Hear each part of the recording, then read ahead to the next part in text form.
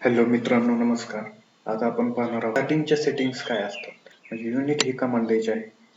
UN दाबून तुम्ही enter केलं तरी तुम्हाला ते मिळेल. त्याच्यानंतर इथे टाईपमध्ये यायचं आहे. लेंथ टाईपमध्ये तुम्हाला इथे इंजिनिअरिंग सिलेक्ट करायचं आहे. इंजिनिअरिंग सिलेक्ट केल्यानंतर वन सिलेक्ट करायचं आहे.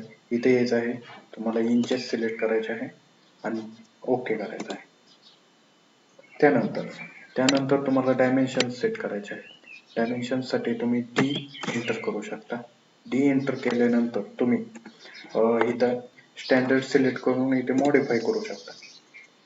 मॉडिफाय मध्ये आल्यानंतर इथे पण तुम्हाला इंजिनिअरिंग सिलेक्ट करा.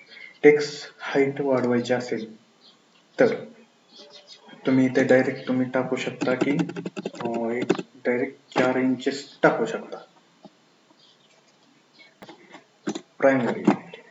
प्रायमरी युनिट मध्ये इथं तुम्हाला परत सेम आपल्याला 1 फीट 1.5 फीट इंचेस हे सिलेक्ट करायचं आहे. स्केल फॅक्टर 1च राहणार आहे. इथं काय तुम्हाला चेंजेस करायची काही गरज नाहीये.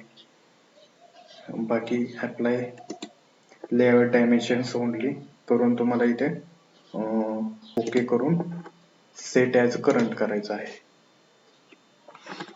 DS दाबून तुम्हाला एंटर मारायचं आहे. ड्राफ्टिंग अँड सेंटर मध्ये आपल्याला काय येणार आहे. लाईन घेतली समजा इथून इथं परपेंडिक्युलर केलं. समजा ही एखादी लाईन घेतली तर तुम्हाला इथं ह्याचा सेंटर मिळण्यासाठी तुम्हाला इथे असं पॉइंट डिनोट करतो. ट्रायंगल दिसतो असा किंवा एखादा इंटरमिडिएट पॉइंट मिळण्यासाठी तुम्हाला असे मध्ये जाऊन एंटर दाबायचे आहे. एंटर दाबल्यानंतर डायनॅमिक ऑब्जेक्ट पाहिजे. End point, mid point, centre point प्रकारचे तुम्हाला पॉइंट मिळतील. हे सगळे सिलेक्ट करायचे असतील तर तुम्ही करू शकता किंवा तुम्हाला जे मोजके पाहिजेत आपल्याला आणि इथे जाऊन तुम्हाला ओके म्हणायचं आहे. ओके, तर अशा तऱ्हेने आपले इनिशियल सेटिंग्स ह्या ऑटोकॅडच्या पूर्ण झालेल्या आहेत.